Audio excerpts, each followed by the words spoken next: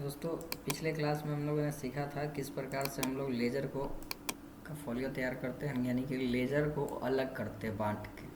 तो मैं बताया था कि आप कैश का जब लेज़र आपने तैयार करा तो देखेंगे कैश के साथ जितना भी ट्रांजैक्शन हुआ होगा उन सारे ट्रांजैक्शनों को लिखना है। अगर डेबिट हुआ होगा तो डेबिट साइड और क्रेडिट हुआ होगा तो क्रेडिट साइड। उसी प्रकार से मैंने कैपिटल अकाउंट का बनाया था। और कैपिटल अकाउंट का जब बनाया तो कैपिटल अकाउंट का सिर्फ एक ही ट्रांजैक्शन था। जाके ट्रांजैक्शन आप कहाँ से देख सकते हो, तो जर्नल एंट्री मैंने जब करा था तो देखें कैपिटल के साथ सिर्फ एक ट्रांजैक्शन है कैश का, और उसके अलावा और कोई ट्रांजैक्शन नहीं है। अब कैपिटल के अब देखेंगे नेक्स्ट आगे का जो अकाउंट है वो है पीएनबी अकाउंट। अब पीएनबी अकाउंट का लेजर जब हम बनाते हैं तो किस प्रकार से बनाते हैं ध्यान देंगे। यहाँ मैं ऊपर में लिख देता हूँ पीएनबी अकाउंट। और पीएनबी अकाउंट के का डेट आपको लिखना पड़ेगा कि कौन से डेट में क्या हो रहा है। देखेंगे 11/4/2020 के डेट में चल रहा है सारा काम, जो भी काम है। तो इसको आपको यहाँ पे 11/4/2020 लिखना है, 11/4/2020 बाई। अब किस अकाउंट के थ्रू क्या हुआ है तो आपको यहाँ देखना है। देखेंगे कैश पंजाब नेशनल बैंक, यहाँ पर लिखता है पंजाब नेशनल बैंक डेबिट, और कैश क्रेडिट हुआ है। तो कैश क्रेडिट हुआ है तो कौन से अकाउंट में क्रेडिट हुआ है, कैश। तो पंजाब नेशनल बैंक में क्रेडिट हुआ है cash.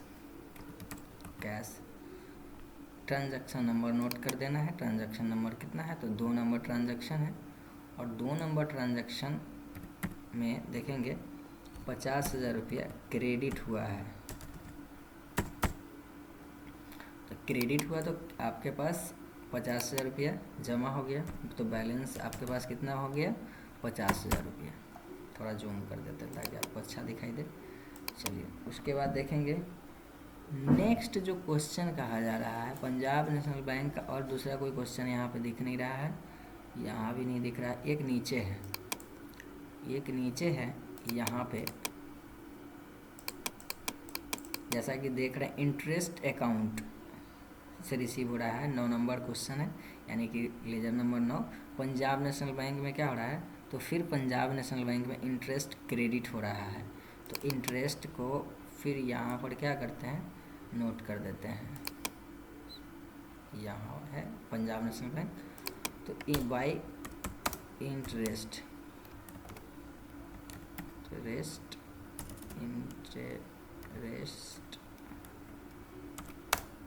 Account, interest account. Question number 9 था, और डेबिट कुछ नहीं था, और क्रेडिट हो रहा था 3,000। तो जैसे ही क्रेडिट हुआ तो अब देखो 50,000 और 3,000 जब इंक्रीज कर गया तो फिर अगला जो अकाउंट है उसमें क्या हो गया, बैलेंस अकाउंट में 50 और 3 53,000 रुपया। अब आपके जो है पंजाब नेशनल बैंक अकाउंट में आपके पास कोई पूछेगा कि कितना बैलेंस है, तो आप बता सकते हो कि पंजाब नेशनल बैंक में 53,000 रुपया बैलेंस है। उसके बाद नेक्स्ट जो अकाउंट है, अब इसमें देखेंगे कि पंजाब नेशनल बैंक का कहीं कोई और चर्चा नहीं है। इसमें भी नहीं है, इस ट्रांजैक्शन में भी नहीं, इसमें भी नहीं है, इसमें भी नहीं है, इसमें भी नहीं है, इसमें भी नहीं है, इसमें भी। इस प्रकार से ख़त्म है। अब कैश का ऑलरेडी हम बना चुके हैं, अब एसबीआई का बना लेते हैं। तो एसबीआई के लिए भी आपको सेम प्रोसेस करना होगा। यहाँ पर क्या लिखोगे, ऊपर में एसबीआई अकाउंट, अब एसबीआई अकाउंट के साथ अब यहाँ डेट मैं नहीं लिखा हूँ, आप लिखते जाओगे कि कौन से डेट में, क्योंकि डेट लिखने के बीच में टाइम वेस्ट नहीं करूँगा। देखेंगे एसबीआई अकाउंट, ये क्या है, एसबीआई अकाउंट में क्या हो रहा है, तो 50,000। इसमें भी क्या हो रहा है, देखेंगे एसबीआई अकाउंट में 50,000 डेबिट हो रहा है थ्रू किसके माध्यम से, तो कैश के माध्यम से। तो एसबीआई का जब हम अकाउंट बना रहे हैं तो यहाँ पर क्या करना है, एसबीआई अकाउंट के में 50,000 रुपया बाई कैश।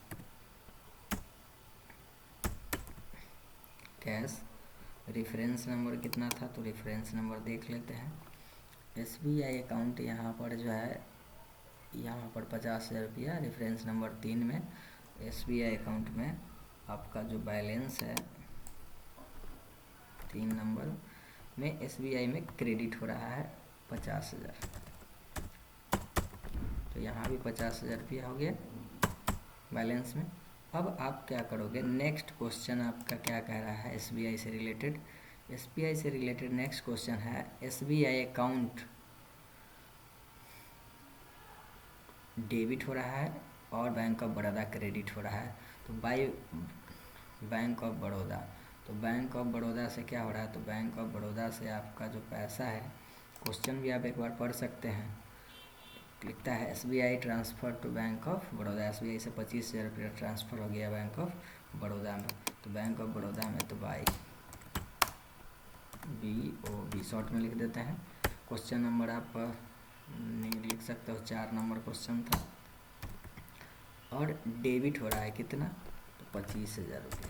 तो जैसे ही 25,000 डेबिट हो गया तो अब आपके पास यहाँ पर क्रेडिट तो इधर कुछ हुआ नहीं था, तो यहाँ 0, और यहाँ पर आप क्या लिखोगे, तो 25,000 रुपया अब आपके बैलेंस आपके पास बचा हुआ है।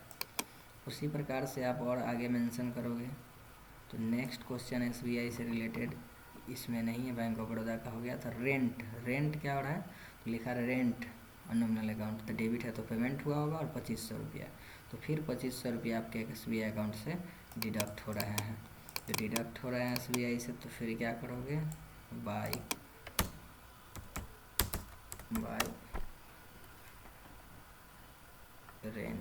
रेंट क्या हुआ होगा, पेमेंट हुआ होगा।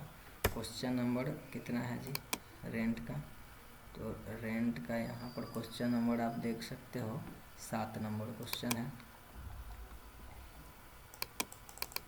चलिए थोड़ा मेहनत का काम तो है, 7 नंबर क्वेश्चन है। और कितना रेंट पेमेंट हुआ है, 2500 रुपीज़, 2500। तो अब आपके पास कितना बैलेंस बच गया, तो 22,500 रुपया अब आपके खाते में बैलेंस है एसबीआई अकाउंट में।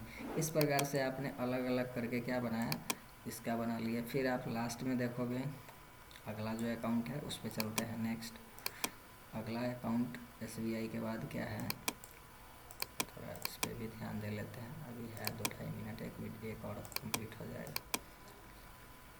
चलिए देखते हैं। नेक्स्ट जो अकाउंट है रेंट के बाद है सॉरी रेंट अकाउंट नहीं था हमारा, था एसबीआई अकाउंट। उसके बाद एसबीआई के बाद है बैंक ऑफ बड़ौदा। तो इसका तो एकदम एक ही ट्रांजैक्शन हुआ है, सिंपली आप बना सकते हो, कोई कुछ करना ही नहीं इस अकाउंट में आपको। बैंक ऑफ बड़ौदा के लिए BOB शॉर्ट में लिखते हैं, और यहाँ पर particular by SBI account, SBI account के थ्रू क्या हुआ है, बाई SBI अकाउंट। और SBI अकाउंट का बैंक ऑफ बड़ौदा के साथ जो ट्रांजैक्शन हुए हैं वो ट्रांजैक्शन यहाँ पे नोट कर किया हुआ है, देखेंगे यहाँ पे। तो SBI अकाउंट से क्या हो रहा है, तो SBI अकाउंट से डेबिट हो रहा है। SBI अकाउंट से तो debit side 25,000 rupees debit side कहाँ पे, बैंक ऑफ बड़ौदा में, तो डेबिट साइड। तो ये क्वेश्चन नंबर 3 था, sorry question number bank of Baroda का 4 था, आपको ध्यान देना था 4। और यहाँ पर 25,000 रुपया क्या हुआ था, डेबिट हुआ था, सॉरी डेबिट तो SBI थोड़ा सा ध्यान देना है, डेबिट हुआ था नहीं, SBI अकाउंट डेबिट और बैंक ऑफ बड़ौदा में 25,000 रुपया क्रेडिट।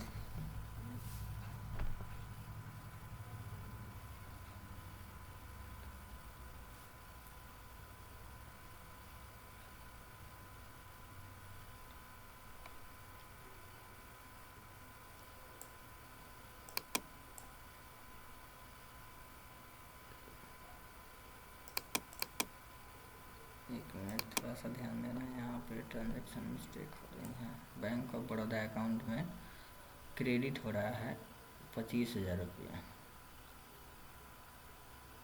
25,000 रुपया करेंट क्रेडिट हो रहा है। तो किसके माध्यम से, तो SBI के माध्यम से। यहाँ पर 50,000 रुपया क्रेडिट हुआ था कैश के माध्यम से।